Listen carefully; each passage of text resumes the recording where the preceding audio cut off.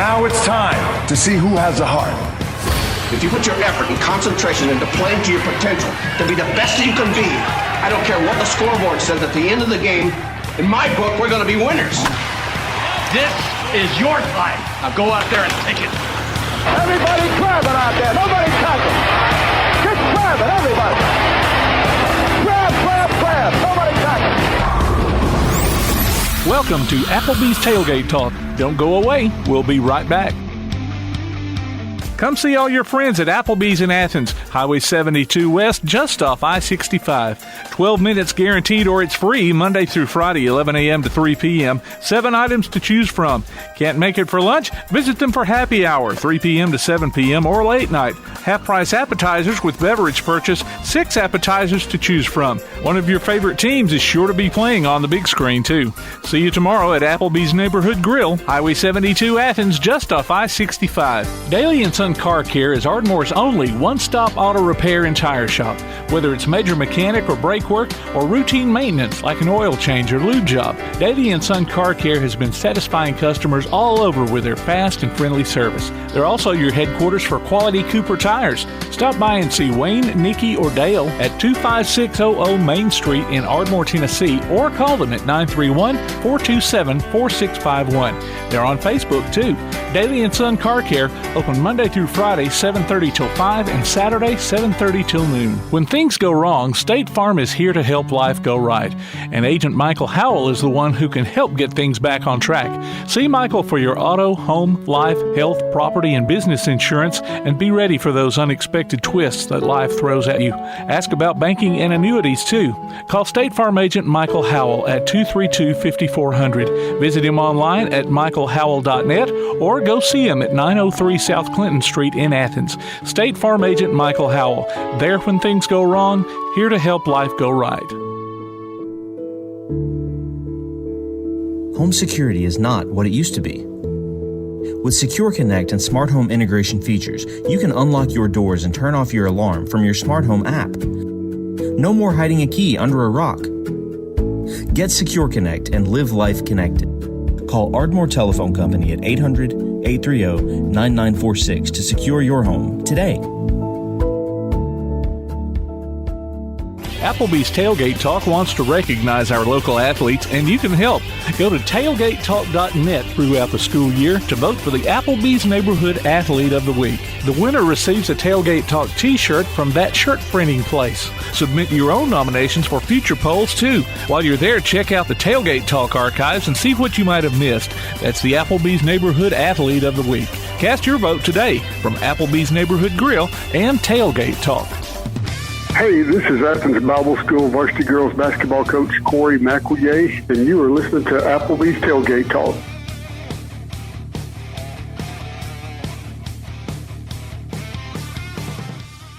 Good Saturday morning, ladies and gentlemen. Welcome to another edition of Applebee's Tailgate Talk. We're live here in Athens Applebee's at the corner of 72 and I-65. Come out here and join us this afternoon and watch some college basketball and get you something to eat and have a good time with family and friends.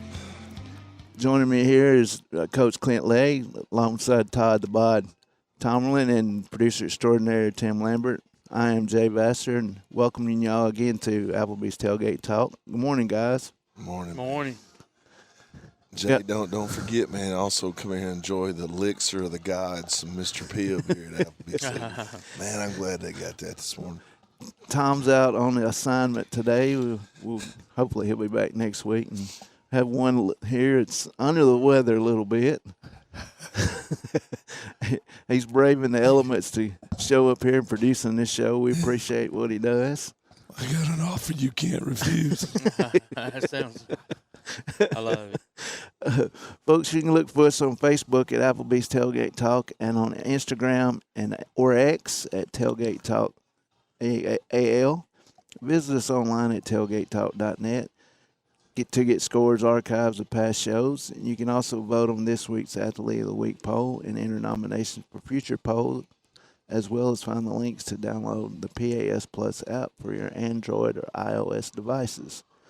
Follow the Tailgate Talk podcast on iTunes, Amazon, Pandora, iHeart, Google, and other popular platforms. Hear us on your Alexa device by saying, Alexa, open PAS Plus, or call or text us during the show at 256-812-1TGT. That's 256-812-1848.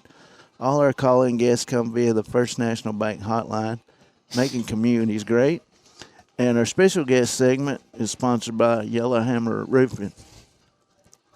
Give you the rundown of our guests today. We have our guru of the SEC, Mr. A.P. Steadham.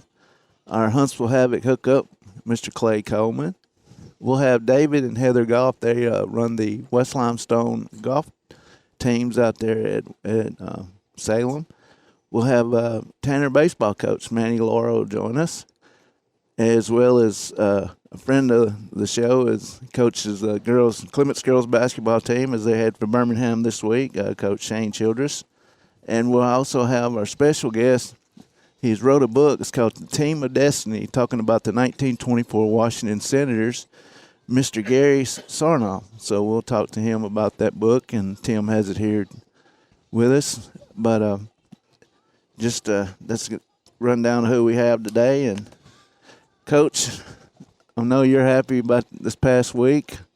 I know Shane is too, for revenging that 30-point loss here a couple weeks ago to go down and beat the Lauderdale County Tigers by, 18, 19? Held them to what, 36? Yeah, well, I mean, something like that? Guys, I'm just telling you, it's been a year of every time we played them, which was 3 times, 2 times during the regular season and once, and they've had the Lady Colts' number. I mean, it was a dominant performance by them, and the last time they played, Coach Childress, I walked in there, and he says, I am working on something, man. I'm working on something.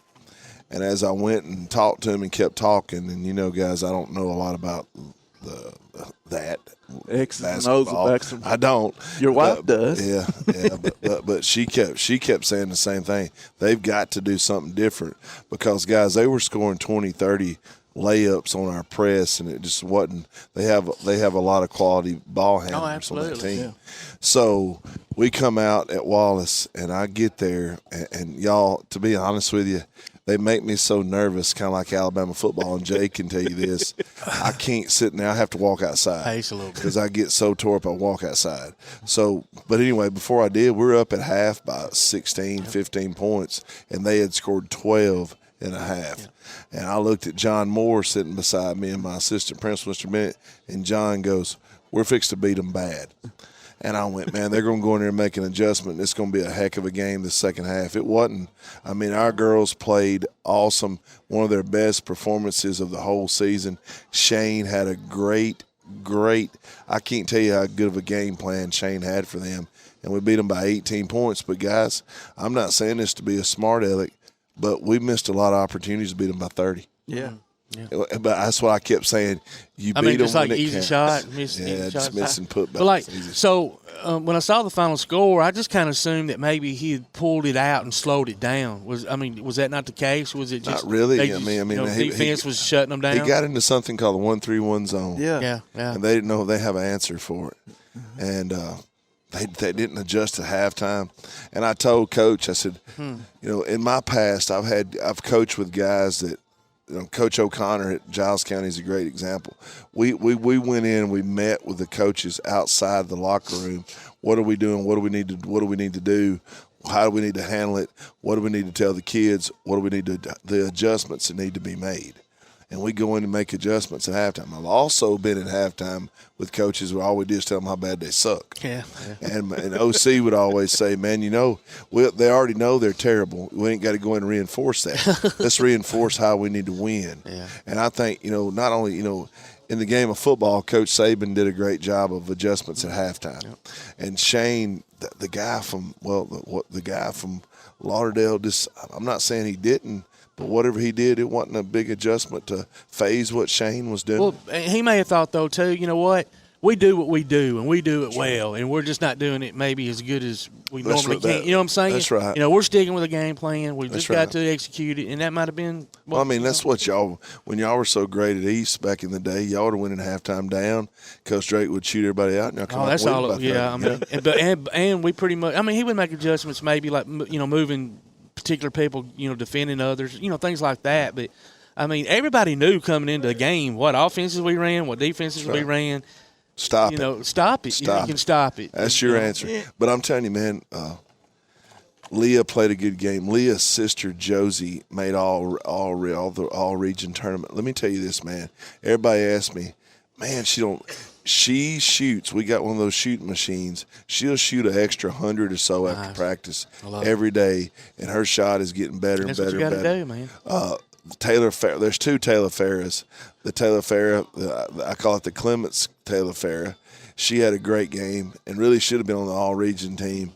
The other Taylor Farrah had the best game she's played all year. And then our KK, but all the girls, even our 8th grader, contributed during that time as well. Plus, we're playing without Shakari Bailey, who was a big help last year. And I can't tell you how proud I am of them right now. I mean, it's so funny, guys, how a small community at Clements, when everybody tells me, what's happened to the support at Clements? I said, it's called you got to win. Mm-hmm. Winning brings out the put support. Product on the floor of the field. And you would believe in the last couple of days, to be honest with you, the number of checks that's come from former people that wants to help, will help out what we can do. But, guys, the ticket prices, man, are driving kids that can't with brothers and sisters. Well, families, period. $14, guys, to get in Wallace State. Wow. Unbelievable. We talked about it, I think, that on the phone. I told you at least 10, and I was awful. Well, right there. I hope we didn't steal much of Tim's thunder, but I think it's time for scores and more. No, that was a few days ago. So it's awesome. So anyway, yesterday had some baseball. Sparkman beat Ardmore 7-0. East Limestone Middle School team split with Muscle Shoals. Indians won the first game 7-1, and then lost the second game 11-1. In soccer, James Clements boys lost to Crossville 4-3. West Limestone boys beat Haleyville 7-1. Lady Wildcats also won 1-0. East Limestone JV girls beat Albertville 2-1. And in softball, Ardmore shut out Scottsboro 6-0. Huntsville beat James Clements 17-1. And let's say congratulations to West Limestone's Easton Smith for signing with Huntington football, and Clements Jaden Gilbert signed with Lindsey Wilson football as well earlier this week. And we mentioned Clements girls winning. Well, they're going to play in the 3A state semifinals on Tuesday against Trinity Presbyterian. So there you go. Coming up, we'll be live at the Chili Challenge, not next week, but week after that on March 9th. So there you go, scores and more. Brought to you by P4 Physical Therapy, delivering world-class outpatient care with a purpose. Visit them on Facebook or online at p4physicaltherapy.com. It's not going to be the same in the county anymore without, I'm telling you, man, Easton Smith and Jaden Gilbert are two great kids, man, that are going to play football where they're going because of the transfer portal. Yeah. And I'm not trying to hate on Lindsey Wilson or Huntington, but those guys are better players. But the transfer portal has killed kids that are trying to get out and get somewhere. Yeah. Sure is. It's just a total mess. Did y'all by chance happen to see Rick Pitino's press conference the other night after they were up? I don't remember who they were playing. They had a 16-point lead. Ended up getting beat. I think they got beat, but holy smoke! I loved it. I think y'all would have loved it. Obviously, the media did not. He comes out, man, and he's putting it all on the kids, right? Like at some point, he's like, "Listen, man, it took us at least a month, working on just how to do a bounce pass." He said, "You know what? 2 months, just to get them to learn how to do a bounce pass." And I mean, just on and on about their lack of effort, this, that, and the other. He put a locker room talk out publicly is basically what he did. But it was just I don't know. I guess you could say bashing, but I mean I didn't take it that way. He did it with a purpose, right? All coaches do stuff like that with purpose, intent. But of course, in today's world, right? A little harsh. You shouldn't have said that publicly, Coach. So what did he do? He had to apologize. Yeah. With his kids sitting there next to him at the next presser. They had beaten Georgetown, who's pathetic couldn't beat even some high school teams, probably, to be honest. Only by 5. Should have beat them probably by 30. But anyway, it was interesting. I thought y'all might have seen that. So Ewing's not playing with Georgetown? No, not anymore. All right. Good first segment there, guys. We're going to take a quick break. You're listening to Applebee's Tailgate Talk on the Big 1080 and our PAS Plus app. Hear Applebee's Tailgate Talk on your Alexa device by saying, Alexa, open PAS Plus, and hear it in crystal clear quality. Applebee's Tailgate Talk will be right back. P4 Physical Therapy is a new outpatient provider offering community-based care with a unique partnership model that allows them to consistently deliver world-class outpatient care, emphasizing personalized hands-on treatment. Whether it's orthopedic, physical, geriatric, or manual therapy, sports or neuro rehab, telehealth, or most any type of muscle or joint pain, P4 Physical Therapy promises to treat you with integrity, compassion, faithfulness, and selflessness. Locations in Athens, Huntsville, and Winfield, Alabama, as well as Fayetteville and Knoxville, Tennessee. Look for them on Facebook or online at p4physicaltherapy.com. First National Bank is a name everyone in the community recognizes. We see it in our schools, in our parks, and in our homes. First National Bank is proud to help make our community great. I am First National Bank Student Advisory Board member Elijah Goins from Athens Bible School, and I love to help represent First National Bank in my community. First National Bank, making communities great. Located at 1880 Highway 72 East and 321 South Jefferson Street in Athens. Equal housing lender, member FDIC. Davis & Cole LLP in Athens has served the area assisting individuals and businesses with bookkeeping, tax preparation and filing, and routine accounting. Davis & Cole LLP, located at 105 South Marion Street. Open weekdays 9 to 5. Call 256-232-9994. Davis & Cole LLP. Your roof is the first line of defense for your home. Do you have water stains on your ceiling, paint peeling off your walls, shingles missing? It's probably time for you to get your free roof inspection. Locally owned and operated, licensed, and insured, Yellowhammer Roofing is the Yellowhammer State hometown team. Yellowhammer Roofing. Let our family protect what's most important to you, your family. 256-232-1933 or online at yellowhammerroofing.com. Keep up with local school, travel, youth, and amateur sports throughout the week with a Play Action Sports Update. Listen weekday mornings at 7:30 and weekday afternoons at 1:30 and 3:30 as we bring you the latest scores, news, and announcements from Limestone County and surrounding communities. That's the Play Action Sports Update 3 times a day, Monday through Friday on 1080 WKAC. Hi, this is Clint Woodsman, head football coach at East Limestone, and you are listening to Applebee's Tailgate Talk.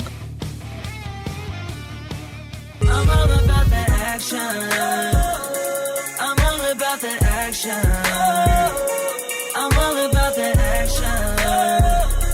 I'm all about that action. I said I'm all about that action. And welcome back to Applebee's Tailgate Talk.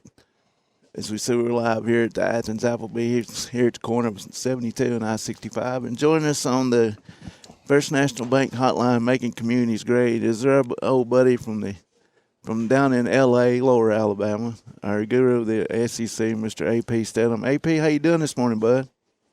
Hey, good morning. Good morning. So glad to be on Applebee's Tailgate Talk, WKAC, 1080 AM, Athens, Alabama. You at home this morning? At home, yeah. Get ready to watch this big Alabama-Kentucky game. Quite interested. It should be a good one. Hey, we're coming, we're playing them in Rupp Arena, them coming off a loss, a 1-point loss at the last second, so they're going to be fired up. That crowd's going to be wicked. And we may be shorthanded by 2 guys, too. So. Well, I know Wakey, who else? And probably Latrell Wright, so they said he was still day-to-day. I bet he's got concussion. I bet. Right. But you know, it gives somebody extra shots. That's it. That's the way I always look at it. That's the way I always look at it. Next man's up, right? They don't mind taking the shots, that's for sure. No, that team is built to take shots. So let's see the next person. Next couple. So, AP, the big news coming out this week was that they said the stepping down, but it sounded like the university let Eli go. So, Gold go. So, what's your thoughts on that? Yeah, you would hope that after 36 years, both parties can agree on a graceful exit. Yeah. and that did not happen. So I would say because it did not happen, then it's a bad look. It's unfortunate. You know, when Eli's been there 36 years, we understand schools maybe want to make a switch, but it didn't sound like it was smooth. You know, just a lot of rough edges there at the end. Yeah. Yeah. From what I understood, they were going to allow him to do the A-Day game, and that kind of be his, you know, final goodbye. Swan song. That's I think the man deserved one more year, and whether it was just home games only. And matter of fact, so he even said, you know, that the home game deal for last year wasn't his idea. That was something that the school enforced. Like he said, he was happy, healthy, and ready to go, travel, whatever. And then they were like, nah, you know, maybe just do the home games. So obviously they were prepping Stewart, and Chris Stewart's wonderful. I love him. I mean, I think he'll be the next great voice in Alabama history. But I was talking to somebody last night, and they had a pretty good point. Chris Stewart could have probably been a hero, a god in the state if he had just said, you know what, no, I'm not going to step in. I'm not going to step over Eli until until we can rectify this and you let him, like you said, gracefully exit. I'm not stepping into that role. Man, everybody which everybody loves Chris Stewart anyway, but you know. Yeah, you're the first one I've heard say that. That's an excellent point in perspective on your part. And I say, there's more than just Eli and the school involved in the decision, which you inferred, yes. Yeah. But what a way to go out, though, 4th and 31. No doubt. Which is sad, though, but, you know, what a way to go out with that call. Yeah. Well, let me. Still not my favorite call, though, Jay. My favorite call was the 2nd and 26. Yeah. He hits when Tua hits Smitty in the back of. And I can't tell you how much I loved it because my stinking sister and 2 punk nephews love George, and you talking about a dagger in the heart. You think they didn't answer a phone call from me for a week, AP. Text, nothing. Love it. Nothing, right? Oh yeah, I could have been laid up in the hospital with another heart attack, and they'd have been like, "I don't know what you do." I'm going to be real selfish here, man, but my favorite color guy. There's a lot of them. I grew up listening to Jerry Duncan sideline. Love that guy. Right. I love Kenny Stabler as the color guy. Phil Savage was awesome. So who's going to be Chris Stewart? Yeah, it's still probably going to be Tyler Watts. I would think. I don't know. Yeah. Haven't heard anything on that front. I heard rumblings of the other situation months before, but I never heard anything on that. Well, let me ask y'all this, guys. I mean, AP, what a lot of people are coming out defending the school, saying, "Oh yeah, it was time for him to go. He was slipping." And I would even listen to the varsity app while watching the game, so I could listen to our play-by-play. I don't remember ever thinking, "Oh my goodness, Eli, you're stinking it up today." I mean, Never. y'all, Yeah. Never. The guys that stink it up is them crappy CBS guys. No kidding. That's why I listen to the varsity. I never want to listen to them guys again. Yeah. In which Chris and Tyler have a good chemistry together because they used to do the playback games on CSS back in the day. I forgot about that. So they know. They have a good relationship there. Jay, isn't it Stewart that does the Nick Saban show? Yeah. After the game? And they ain't no more. It's the Kalen DeBoer show. Yeah. Well, you know what I'm saying. But, I'd hate to know I was out there with Saban on the field after the game if we lost. Right. Yep, no kidding, buddy. That's a difficult spot, But Maria Taylor. Well, thank goodness it didn't happen too many times. That's right. And, no. And AP, another topic come out yesterday or maybe the day before is they want to make the playoff 16 teams now. What are you going to do? Make it 64 like basketball? Well, even basketball's talking about expanding too. This is the issue. Yeah, this is the issue I always had with the playoffs. Do you want basketball? Because that's what it's become. You're giving a team, with three losses, a chance to win a championship. So those Saturdays, you win, you lose one, lose two, lose three. Okay, so it's okay. It's fine. You're still in that title hunt. It waters down the regular season. That's fine. That's your choice. I mean, they're in control, but I always liked that where every Saturday mattered. Yeah, exactly. That's always been my position. It's important. I mean, you would always see my argument was always Florida State. Remember when they would lose to Miami, and then at the end of the year, they were beating everybody at 40, and they were saying, we're the best team. Yeah. Well, you had your chance. Now, what did you do in October against Miami? Oh, well, you lost. Oh, okay. That's right. Now you're playing free and easy, and there's no pressure. Yeah, everybody can do that. Everybody. If you tell everybody, like, I'll give you a loss.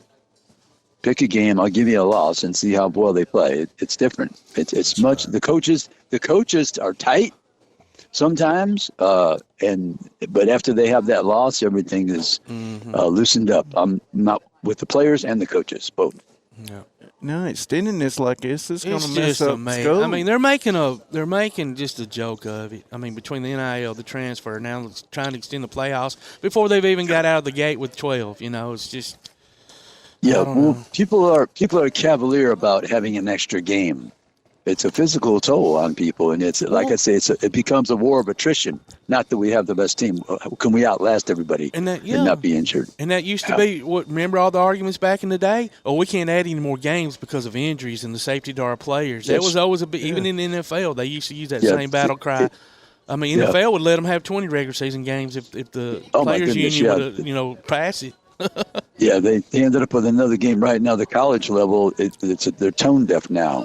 Yep. Those are just words, like they say in Germany, words and smoke in the air. And another thing too, I know the student athlete phrase that's totally gone. It's been gone for a long time, but it's really gone now. But they should at least make these kids get up in the morning and go to stinking class. I mean, there are so many kids that don't even see a classroom. It's sinful, you know, and there's money that could be given to an academic scholarship or something, a band scholarship or whatever. Yeah, you like to see people go to class. I mean, you miss a class here, but you like to see people in the classroom, you know. Yeah. Because you don't want somebody coming back to you. I don't want to hear any more stories about they took advantage of me. Well, you knew that going in. They're going to get the best out of you. You better get the best out of them. So, I don't have much sympathy with players who use that argument, because we've seen people be medical doctors and all types of professions by getting an athletic scholarship. So what happened to you? I mean, the standard is so low. Can you show up to class? Yeah. Can you be in class? I mean, the standard drops significantly when you're discussing, well, they took advantage of me and I didn't get my degree. Really? Yeah, I mean, that's you on have you. $1 million academic centers, and you can't get a degree. All the tutors in the world, all the help in the world. What happened? Yeah, what happened? I mean, that story is old. It doesn't fly. It never flew with me, but it certainly doesn't now. Well, AP, tell us about As We See It with you and Kelly. Yeah, we had a nice show this week. We had the Waco Tribune Herald writer Zach Smith discussed the two new coaches from Baylor, although the offensive line coach, he was there for 5 minutes because he came from Michigan State. So he gave two distinct opinions about those coaches. You should listen to that interview. It's kind of interesting. Yeah. And then we had the beat writer for the Montgomery Advertiser, Richard Silva. He spoke about the Auburn basketball and Auburn football as well. Then we discussed the college football playoff format, the 5-7, and some of the basketball as well. So we had a nice show. And this week we have some interesting guests. I can't tell you right now, but people should listen this week. It's going to be a lot of fun as well. Well, AP, buddy, we appreciate you joining us, and we'll talk to you next week. Hey, thank you so much. Really appreciate it. Y'all be well. Have a good one, buddy. Thank you now. Bye-bye now. That is AP Steadham joining us live from the L.A., Lower Alabama. We're going to take us a quick break. You're listening to Applebee's Tailgate Talk on the Big 1080 WKAC. AP Steadham, Heisman Trophy voter, Maxwell Award voter, and Biletnikoff Award voter can be heard weekly on the AP and Kelly As We See It podcast on Anchor and Spotify. He can also be found on Facebook and Twitter. We'll be back with more Applebee's Tailgate Talk after this. Limestone Drug, located on the square in downtown Athens, is your local Health Mart pharmacy. As your local Health Mart pharmacy, Limestone Drug is locally owned and has a personal commitment to the community. Limestone Drug honors prescription drug plans, including Medicare. They accept flex spending cards and fill prescriptions in minutes, not hours. Limestone Drug knows there's nothing more important than your family's well-being. So shop Limestone Drug at 200 West Market Street in Athens, your local Health Mart pharmacy. Limestone Drug, caring for you and about you. Bring a little caffeination inspiration to your next event with Travelin' Tom's Coffee of Athens. Turn up the heat in these cooler months with their signature products, including a full coffee menu, white chocolate mocha, lattes, frappes, energy drinks, lemonades, and teas. Travelin' Tom's serves events of any size, concerts, neighborhood block parties, high school football games, you name it. Travelin' Tom's Coffee of Athens is sure to make any event a little sweeter. Visit Travelin' Tom's Coffee of Athens on Facebook or call them at 434-1734. Travelin' Tom's Coffee of Athens. Now that you've got that new place on the water, BP Riverworks can finish the picture with a boathouse, dock, or seawall. Call Barron Pugh at 251-200-2273 or Tracer Pugh at 256-206-7097. BP Riverworks, licensed and insured, 251-200-2273 or 256-206-7097. He's got a push. Back up three. In! He got it! Three-pointer at the buzzer to win it!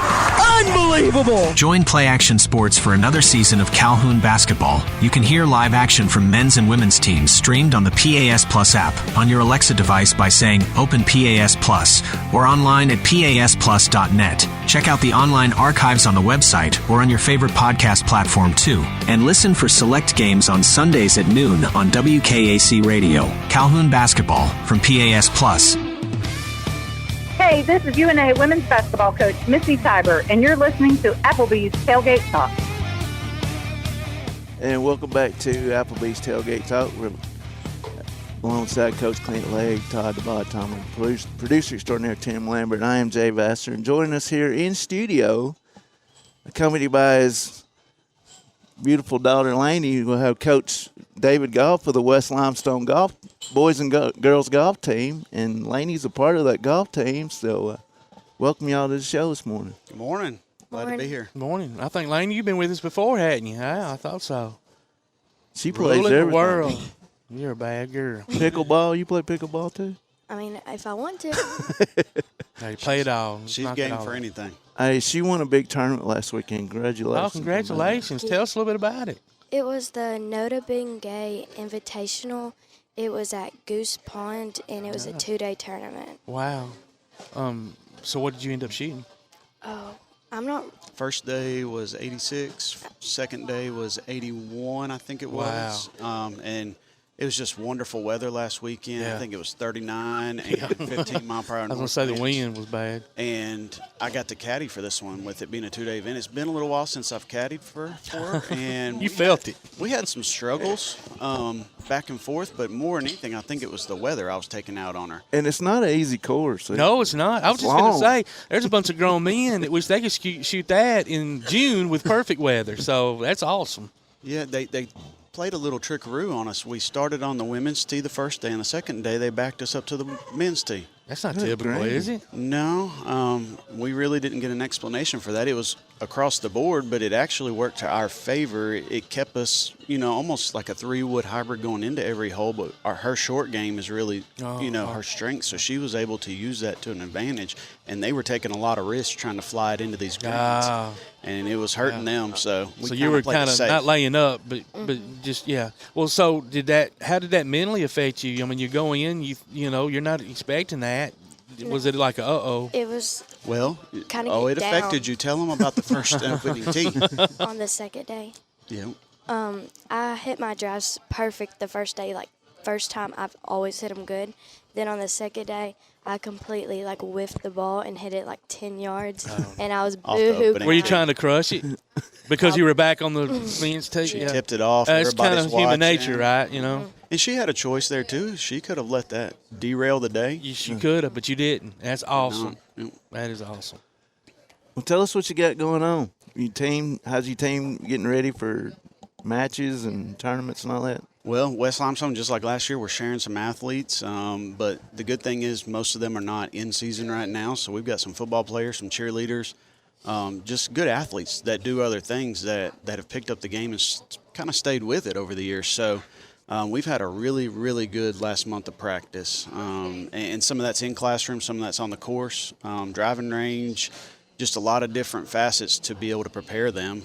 So I feel really good about our boys team. We've got a strong 5. We've got some others that, will kind of earn their way into that starting 5, but we got a really good group of 5 boys, and then we added a 4th girl this year.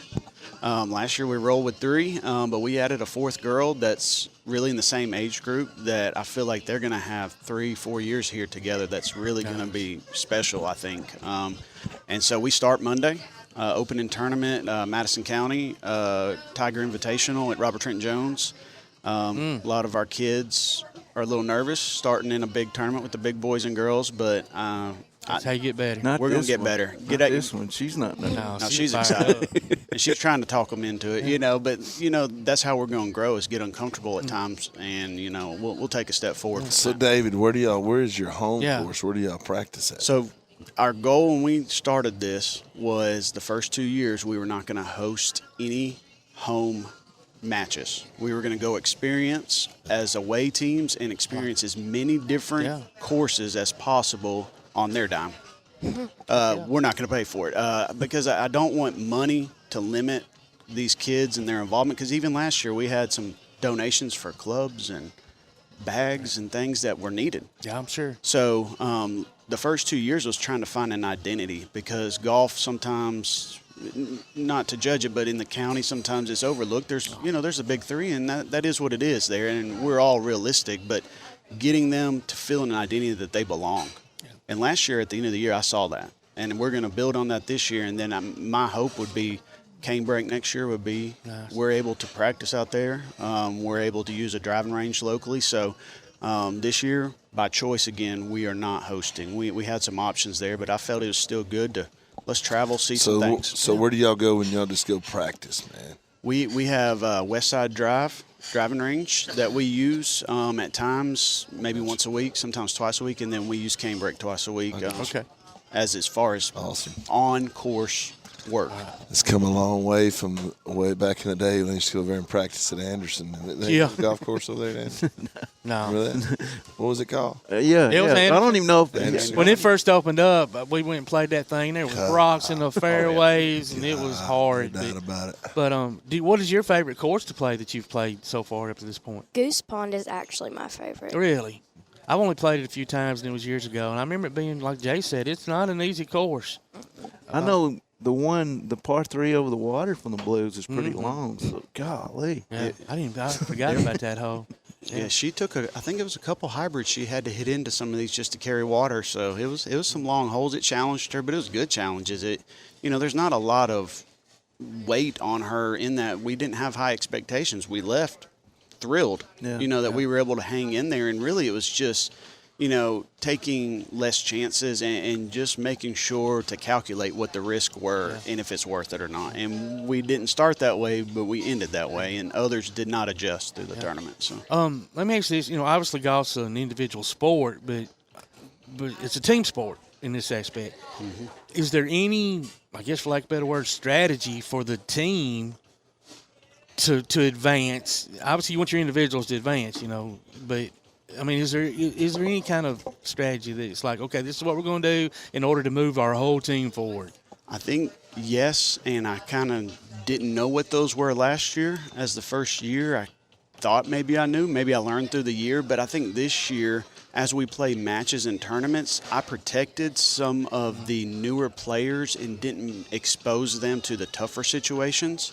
So when we got to a bigger tournament or we got to sectionals, they felt a lot of pressure, and they were not prepared. So this year, as we play matches, even though Laney for now may be the number 1 girl, I'm not going to always play her as the number 1. She may play as the number 2 today, and let the number 2 have the chance, and not to see them fail and put pressure that they don't want to play anymore, but give them exposure to some of that. And I think I protected them, and for the right reasons, but I don't. Building confidence and all those other things as well. But yeah, the reason I asked that is when I played tennis at Calhoun years and years ago, way before y'all were born. I was 6th. I mean, I stunk. I was the last man. And so when we would play bigger teams, they would move me up and play 1 or 2. And of course, I would just get destroyed. But I was going to get beat by the number 6 guy anyway. But that way, our number 1 or 2 could beat one of their lower guys. So that's why I was curious about that. And I think also getting them, even this year, we took it a step further, less matches, more tournaments, and getting them in that tournament feel. And you're playing with kids you've never met before. They have different talent levels, and it's just exposure to game of golf, and they didn't have that last year. We kind of dabbled in it, but there was a lot of like maybe the dad protective. I want you to still play next year. I need you, but also like I don't want to put you in a situation where you know how it is on a golf course when you make some bad shots, everybody's looking at you. Yeah. It does a lot mentally. Well, even if nobody's watching, I mean, Laney, I'm sure when you're out there, even if it's just you and your dad or you and one of your friends, and you hit a bad drive or duff one, you're like, oh, you just I know that's why I quit. It's frustrating. So who's your guys? Who's your top guys on my team? Well, I have I would say Keelan Barnes is and Dawson Mewborn. Both of them are really good football players at West Limestone. Dawson is a leader. He's a quiet leader, and I kind of gravitate towards that. Not that it's wrong being vocal and loud and everybody watching you, but he's a quiet leader that really pulls that group of kids together on the boys' side. And they're all juniors this year. So this year I'm going to expose them to a lot. They're going to have some success. They're going to have some failures this year. But I think going into their senior year, if they stay at it, some of them have been taking lessons on their own, doing things. They've been putting work in, and I've already seen it just in small spurts in practice. I know they're going to have a good year, and then I'm looking forward for them to next year.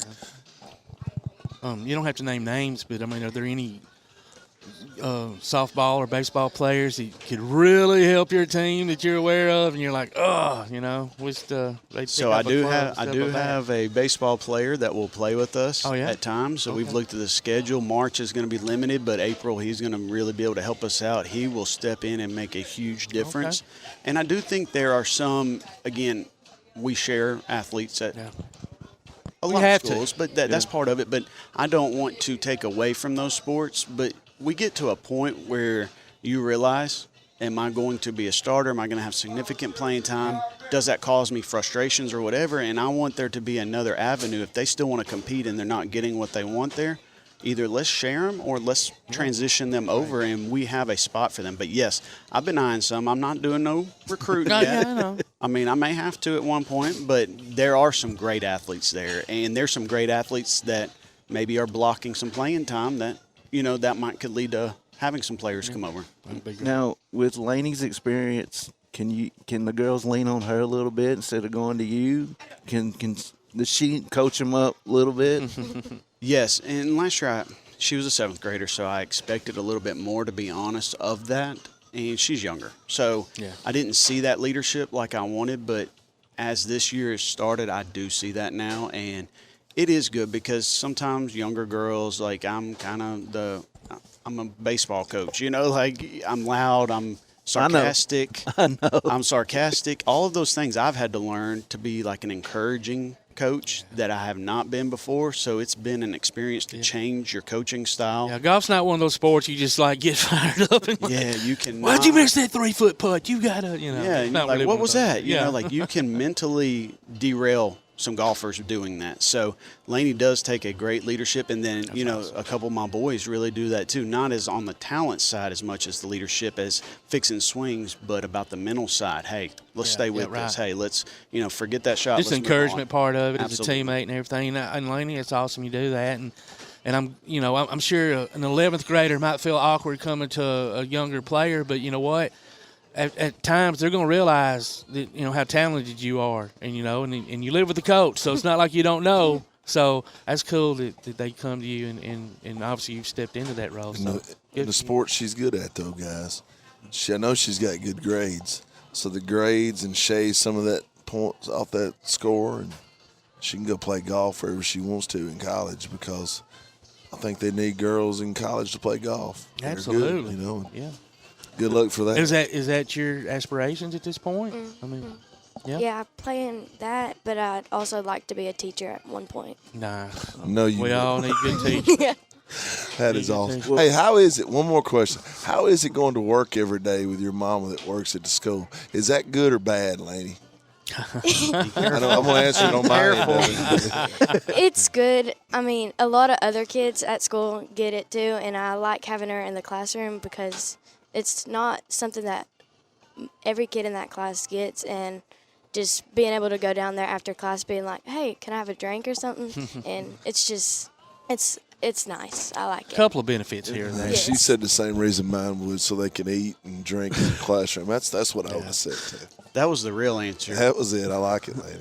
I would have polished it up a little bit to get some brownie points there. But, I mean, that was real. Awesome. Well, bud, we appreciate y'all joining us. Good luck this year. Yeah. And, we'll have you back on. We'll have you back on for sure. And good luck with your stuff. Good luck. Thank you. Tournaments. Proud of you. Thank you for all y'all do for local sports and the investment y'all make, too. We'll appreciate it.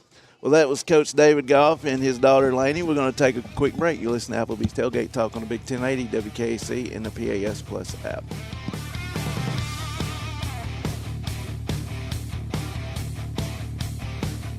Hear Applebee's Tailgate Talk anywhere you go by downloading the PAS Plus app for your Android or iPhone.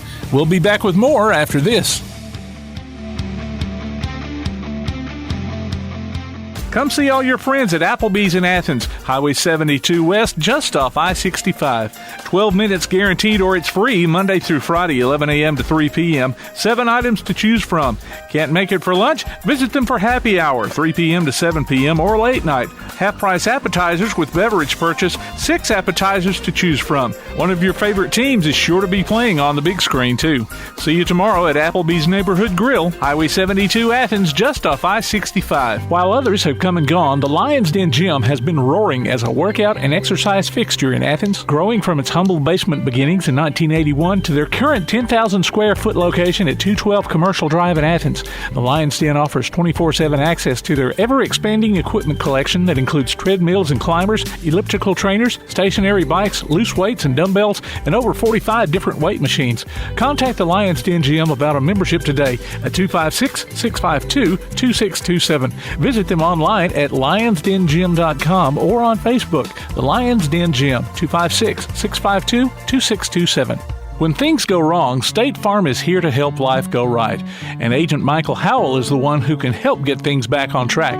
See Michael for your auto, home, life, health, property, and business insurance, and be ready for those unexpected twists that life throws at you. Ask about banking and annuities, too. Call State Farm Agent Michael Howell at 232-5400. Visit him online at michaelhowell.net or go see him at 903 South Clinton Street in Athens. State Farm Agent Michael Howell. There when things go wrong, here to help life go right. Want to howl with the Havoc this season? Now's your chance from Tailgate Talk and the Huntsville Havoc. Just go to tailgatetalk.net and register your name. Then listen to Applebee's Tailgate Talk this Saturday morning at 10 on WKAC Radio as we announce the winners of Huntsville Havoc tickets. Howl with the Havoc this season from the Huntsville Havoc and Applebee's Tailgate Talk. Hey, I'm Cody Gross. I'm the head football coach at Athens High School, and you're listening to Applebee's Tailgate Talk. When you're born in this world, you're given a ticket to the freak show. So you're a control freak?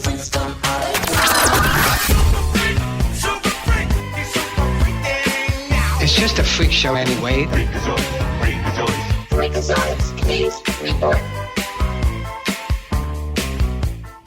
Welcome back to Applebee's Tailgate Talk. We're live here at the Athens Applebee's at the corner of 72 and I-65. And join us now on the First National Bank hotline, making communities great, is our Huntsville Havoc hookup, Mr. Freak Daddy himself, Clay Coleman. Clay, how you doing this morning, bud? Hey, doing good. I got a full belly. I went down and ate some breakfast this morning. Blue plates. I'm ready to. Ready to talk. You're ready to roll. Hockey, football, basketball, whatever we need to talk about today. Talk about it all. Listen, guys, I was at the game last night. I was too. Where are you? Yeah. Oh man, I wish I'd known I hollered at you. And are y'all even friends? Yeah, you would think we kind of know. Yeah, we didn't talk yesterday for one day. On my part, thanks to Miss Bridget, her kids go to preschool where my mother-in-law is, and they're in her class. And so Bridget, she had 4 that was promised to somebody else, and they couldn't make it. So she asked my mother-in-law if we wanted to go, and we said, sure. Okay, well, that worked out. So anyway, me and Tammy down the concourse, and I see Clay there. They had the curtains kind of open, and so I just went there to say hello to him. First words out of his mouth, y'all ready to get that tail whooped tomorrow? Go Cats, I reckon, buddy. I love it. Well, I told him Sunday night, I said, appreciate y'all beating Auburn for us. Yeah, that was, but And I told him, I said, I do not want to play y'all after that LSU loss, especially the way y'all lost it, man. I know that was heartbreaking on you. I was going to text you earlier in the game, and I'm glad I didn't, the way it ended up. But anyway. Yeah, I hate it when, they started showing, I hate it. Anytime it's almost like a complete curse. Anytime you're watching a Kentucky basketball game, and if they ever show the Duke Christian Leitner shot, or if they show the LSU Mardi Gras miracle, then it's over. And here they talk about, Kentucky, you had a 31-point lead, now they've won 15 or 12-point lead. It's like, okay, thanks guys, appreciate that. Well, Rupp Arena's going to be wild today for sure, man. Absolutely. So hopefully we'll give y'all at least a game. Now, there we go. I think you will. Now, Clay, was Roanoke's goalie last night? Is his last name Roy, or is it Waugh, like Patrick Waugh? Because he sure didn't look like just like that. He didn't look like it last night. Them 2 straight goals were quick last night. Yeah, and it was surprising because they've done better. They're in 4th place. We're in 5th place, so they didn't play good at all last night. I mean, it was. But we played 2 really good periods at the beginning, and then we started to kind of. Somewhat fall apart at the end. Yeah, towards the first half of the third period, or really second half of the second period, they just seemed a little lackadaisical kind. I don't know, but wasn't a lot of hitting going on last night either. I don't know. I think in any sport, I guess there's just that when you decide whether or not you're going to coast a little bit. You got that 4-0 lead, and you go into maintain mode instead of playing aggressive mode. I think that's kind of what they did last night. It was just a situation where they came off the gas a little bit, and then it was like, we better do something. And they did. Yeah, they did. Yeah. So is Buster his real first name, or is that just a nickname? I don't know. I can find that out. I'm not for sure if it's his real name or not. But if it is, that's pretty cool. I'd love a parent that named their kid Buster. But it was a good night. Another sellout. We had that making, and then tonight's sellout too. So I've told them they need to quit because they're not going to have any records to chase later on down the road if they keep doing sellouts. But I think this will be a trend that once Alabama football and Auburn football is over, and you come into these Saturdays, Fridays and Saturdays in this time frame, you're going to see that in the future. It's just going to be, you better buy your tickets in advance because you're going to be stuck if you don't. Yeah. You're not going to get them at the door, right? I mean, or if you are, you're going to be sitting at the top for sure. That was the thing I was talking to Keith and Justin Strickland before the game last night, and I was like, my brain thinks marketing and stuff, and I just told him, I said, it used to be that our marketing, our advertising depended on, hey, we needed to get 1,500 people walk up the night of to kind of help us out. So that's how we would base what we advertised and what we marketed. And I was like, now you don't have that. No. And I was like, what if there, God forbid, knock on wood, if there was ever a dip, what do you do to get that back? Because then you're going to train people, well, you better not walk up because you're never going to get a ticket on the night of. No, that's true. That's true. But you know what? Now on the app, if you downloaded the app and you get those updates where it's like only 400 left, only 200 left, you better get your tickets now. Now only singles left, Yeah. That's a good problem to have. Last night it didn't. Yeah, and last night it looked, people get mad, this isn't a sellout. And it's like, well, you can't buy any more tickets. But I think there's a lot of people that sometimes it's hard to commit to 2 nights back to back, and they chose, hey, do I choose I Love Huntsville night or do I choose Wiener Dog races? So I think a lot of those people probably, chose to come tonight. And what kind of hurt too was that wreck they had out on 565 last night. It blocked the world, man. We were trying to get, to the arena, and it was like 6:15. County line was back. Well, it took us over an hour to get there. Yeah. Yeah. They were panicking last night with my end where they were saying, hey, can you run the music? Because our music guy, Steve Smith, he works in Athens, and so he had to travel from Athens. So yeah, he was struggling. So yeah. And these days, there's no good way to get anywhere, So no, right, just one route. Yeah. And like I text Clay Monday, Sunday night, they had a promotion with Cherokee Ridge. So if the Havoc won, everybody had the app won around the golf at Cherokee Ridge. Well, the game goes into overtime, the Havoc score, and everybody's just like, yeah, we'll go freak out. And the refs wave it off because the refs said, well, we thought the goalie had caught the puck. And I'm like, really? Yeah. Yeah, that was one of those ones, and I think the referee talked to us about it after the game, and that was just it's the dreaded, even in football or basketball, you'll have the inadvertent whistle, and once the whistle blows, you have to stop, and that was what he did. He thought he was in bad position, and he thought that the puck went in the goalie's glove, and you can't. That's a ruling in their deal. It's not like in. But I guess anytime there's an inadvertent whistle, someone can't overrule it and go to the other side. So even though one of the other linesmen saw, hey, no, that he didn't catch it, they can't overrule that because crazy. The whistle. Yeah. And you can't blow the whistle unless you know, not you thought. Right, yeah. No. It's kind of like he had and we were laughing with it. It's kind of like the Rocky movies, how you look at the mirror like, gosh, that's where he's hitting him, punching him, but it's the angle that you got, and it looks like he just clobbers him and he's missing him by 4 inches. Exactly. So I got a funny story. A guy I used to work with, he works for Asbury Church. They have a thrift store. So any kind of sporting memorabilia or whatever, like he would like bring them to me or whatever. So they had a Havoc jersey in there, and he said, "You want it?" And I'm like, "Yeah," because I don't have one. And it's one of the original ones and all that. So every time I wear it to a game, I've wore it 4 times and we've lost. So Slate goes, Daisy, you're not wearing that tonight. And I said, what do you want me to wear? He said, I want you to wear that throwback Predators jersey you got. So every time I wear that, we win. I mean, by 2 or 3 goals at least. So every time I go back now, I'm wearing that. He's gonna be a Preds fan at the Havoc game. Which I bought it when they first started, and now every time I wear it to a Havoc game, they win. That's awesome. So you need to go and ship that to like a thrift store in Zimbabwe, so that we'll never have a chance get it back to wear it to a Havoc game. That's awesome. And another cool thing, the little 3-wheel races how they had the graphics of the road through Huntsville. That's pretty awesome, dude. Yeah. I love those graphics. Yeah. I tell you what, that dude that won had it down, man. He was wide open. I felt bad for the other little dude who just couldn't get it going. I did too.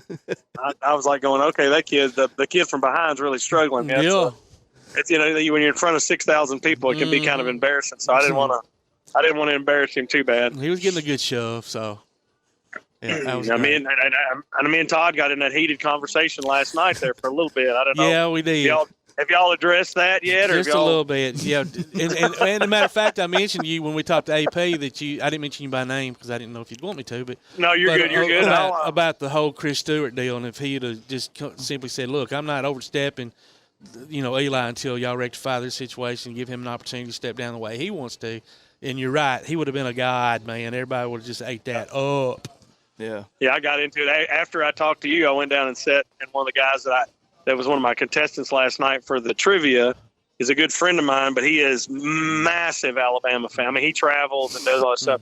And he had the different perspective, and we got kind of heated there. People around us were like, oh, my God, this is going to get rough.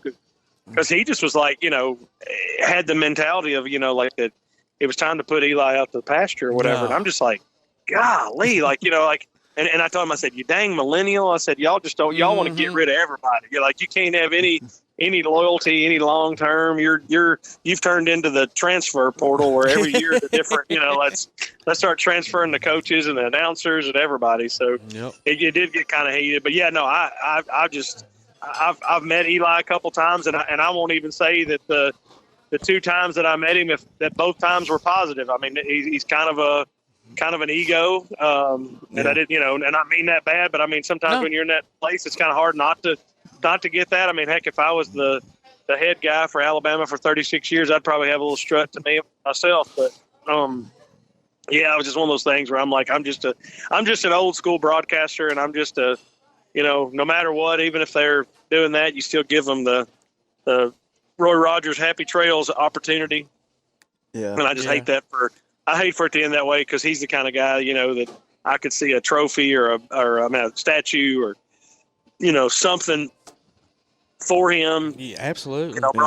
Broadcasting from the Eli Gold booth or, something. But now it looks like it's, even an uglier situation. And I think that, there's going to be times where there's going to be those famous calls that everybody has remembered over the years that they probably won't even play his voice doing it, which is going to be wild. But, you know, just but, you know, it is what it is. Things don't always work out the way you want it. But, yeah, I was kind of upset about it for sure. I'm not even an Alabama fan.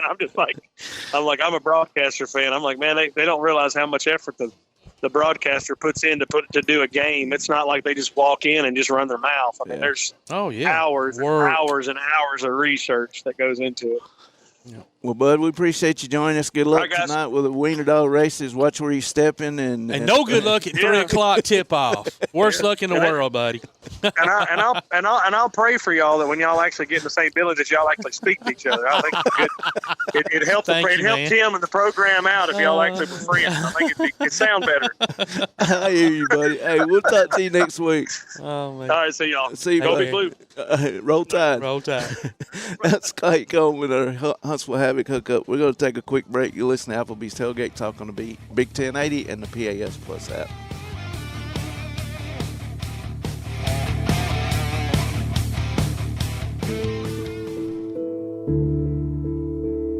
Home security is not what it used to be. With Secure Connect and smart home integration features, you can unlock your doors and turn off your alarm from your smart home app. No more hiding a key under a rock. Get Secure Connect and live life connected. Call Ardmore Telephone Company at 800-830-9946 to secure your home today. P4 Therapy is an outpatient provider offering community-based care with a unique partnership model that allows them to consistently deliver world-class outpatient care, emphasizing personalized hands-on treatment.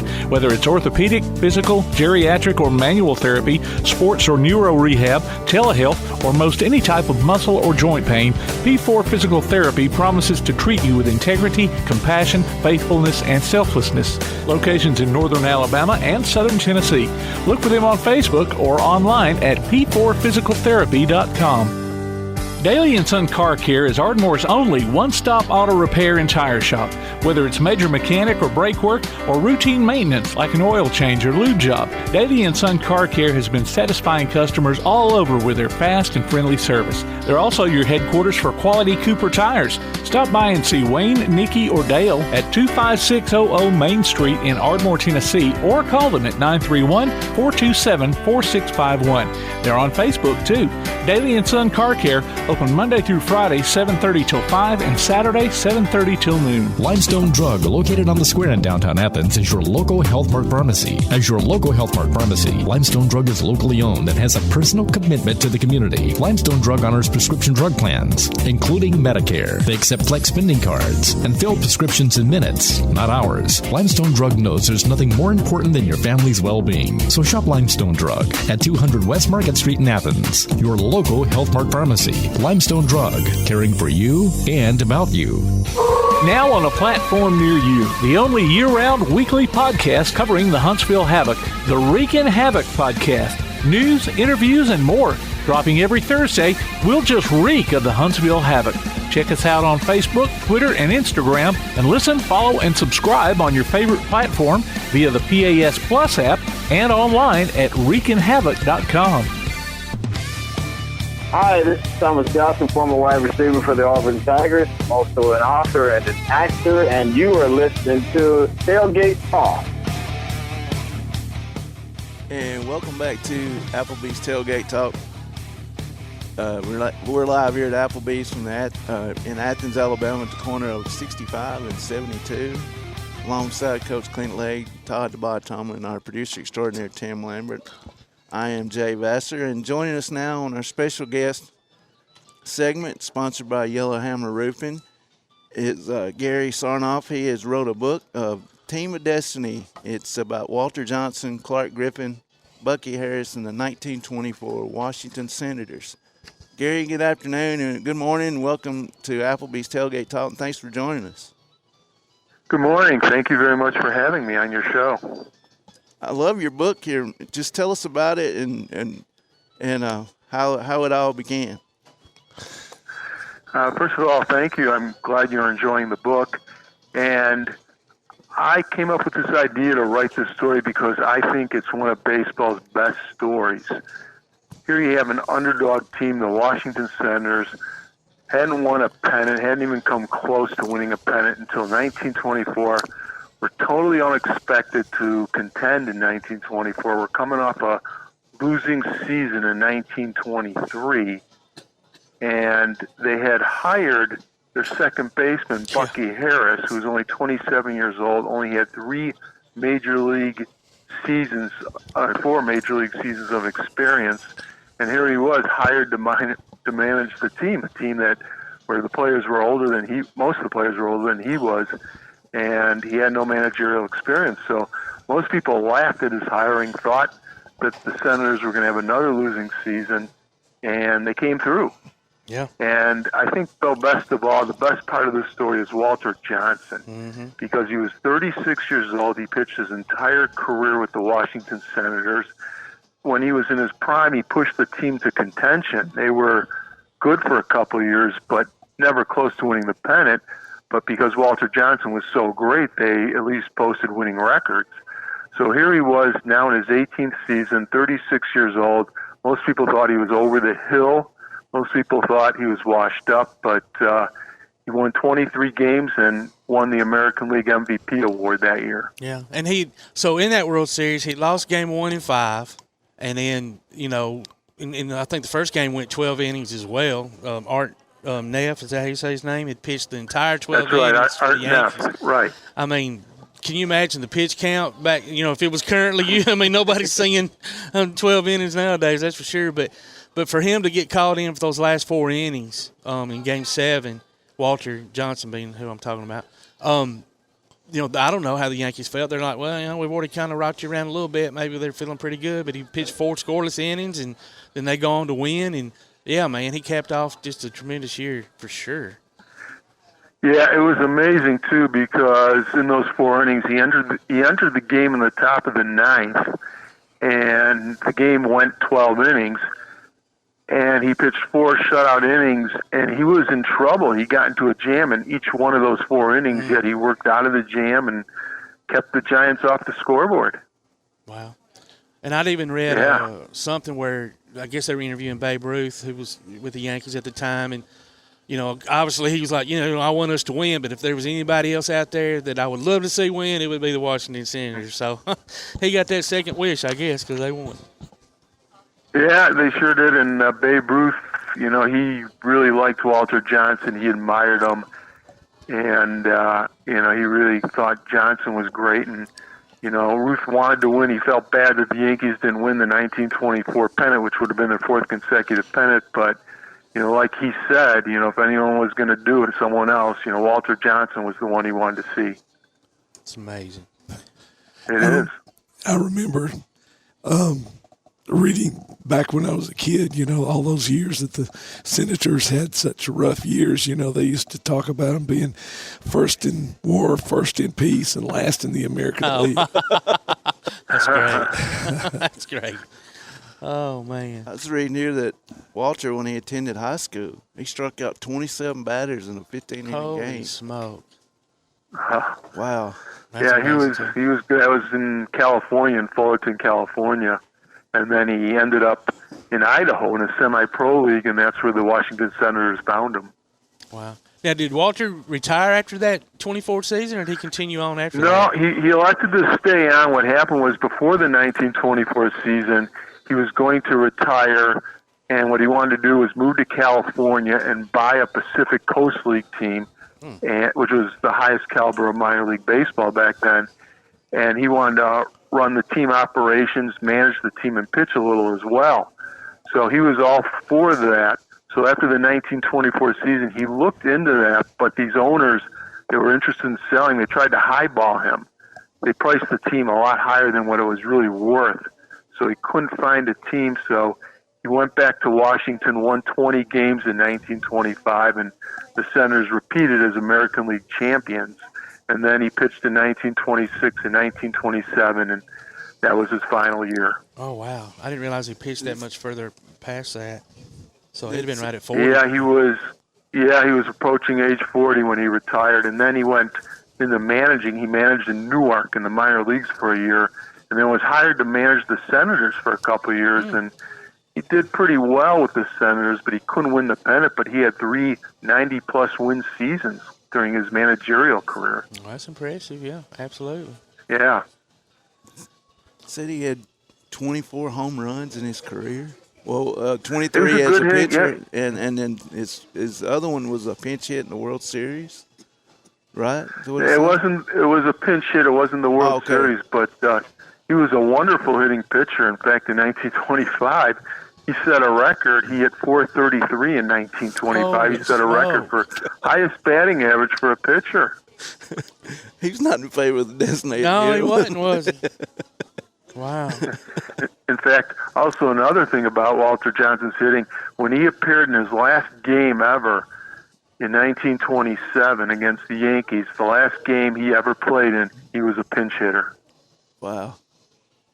Amazing. You know, I love seeing pictures from those days gone by, and the crowds were just incredible at those games, and you know, the atmosphere, like, you know, you see old footage sometimes and things, and you know, baseball kind of went through a slump, you know, several years ago. They're back now, it appears, but just the amount of great players that came through that era is just unbelievable. Yeah, it was an exciting era. It was a great era for baseball, and yeah, like you said, there are a lot of exciting players, and players that were, if you're talking about like 1924, they're players at the end of their prime that were still good, like Ty Cobb or Tris Speaker, you know, in their late 30s, but still very good ball players. Wow. So you sound fairly young. Why? How did you even come across the story that inspired you to write the book? Well, actually, I'm no youngster. I'm definitely no. I might sound young, and that's great. That's quite a compliment, but I'm no youngster. But I've known this story for a long time. Okay. You know, going back to high school, you know, I knew the story. I started learning about it back in high school, and I thought, boy, what a wonderful story, especially because it was the Washington Senators, because like you guys said, the Washington Senators were perennial losers. They were not very good during their existence. They did have one good stretch from 1924 to 1933 where they were good, but around that they were usually, you know, in the second division, close to last place. Yeah.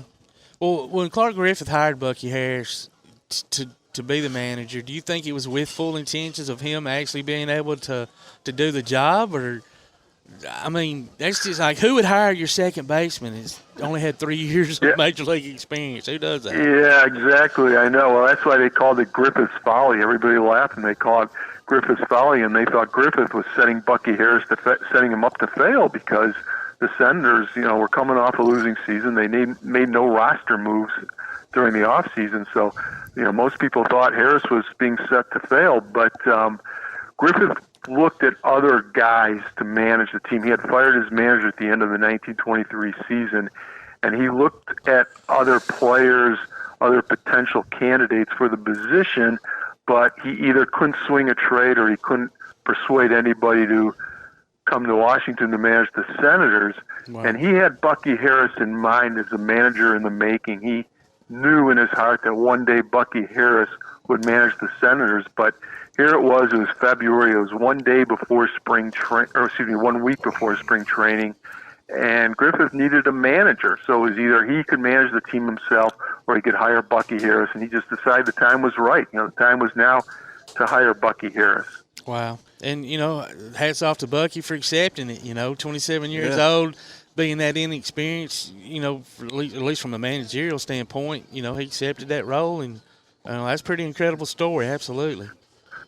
Well, he was thrilled to be offered the position. He talked about it in his book, and when he got the telegram from Griffith that offered him the managerial job, he said he just shook, and he had to sit down to regain his composure. He couldn't believe he was actually reading this telegram offering the managerial job, but he wanted it. You know, when he was offered that job, he knew he wanted the job. That's crazy. 27. Now, Gary, you wrote other baseball books. What's your favorite baseball team? Who do you root for? I now root for the Washington Nationals. I did like that. I grew up in Chicago, so I was a Cubs fan, but I did like the Senators while I was growing up. I'm old enough to remember the Washington Senators, so I did like them. I was always intrigued with their history. So from a historical standpoint, the Senators are my favorite team, and that's why my first book was about the 1933 Washington Senators. That was my favorite team from yesteryear, and one of the players on that team was from the state of Alabama and is a Hall of Famer, Heine Manouche. Have you ever heard of him? I have not. He's from nearby. Yeah, but he's from the state of Alabama, and he played for the Senators. He's a Hall of Famer. Do you happen to know what part of Alabama? I mean, we can look it up. But... I want to say it's Basuka or something like that. I'm not familiar with that. We'll look it up.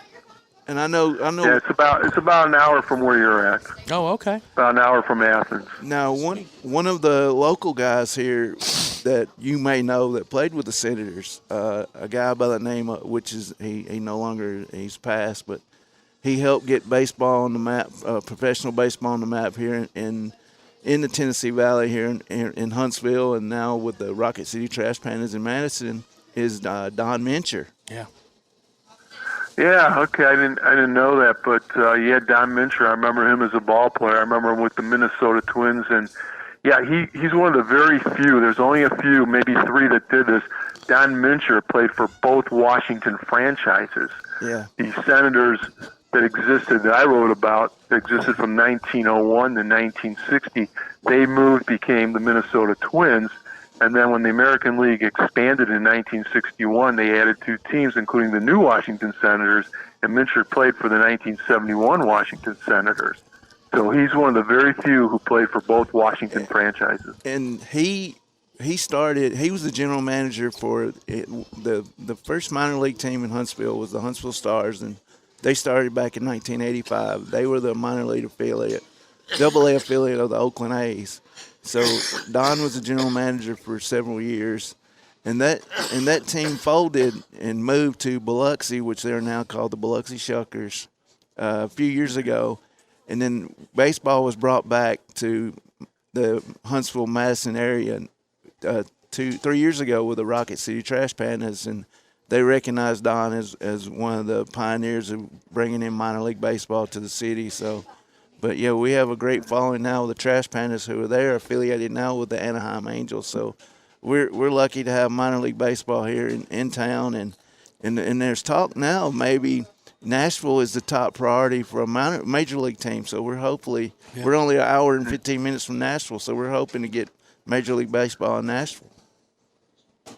That would be exciting, and I never knew that about Don Mincher or the history of Huntsville baseball, so that's very interesting. And his son, I don't know if he still is or not, his son used to be the head baseball coach at Huntsville High School, Mike. Forgot about it. Oh, really? Yeah. So, and Don ran a trophy place in Huntsville that made trophies for baseball, whatever sports, local sports there was. But yeah, Don was a namesake in the Huntsville and Tennessee Valley area.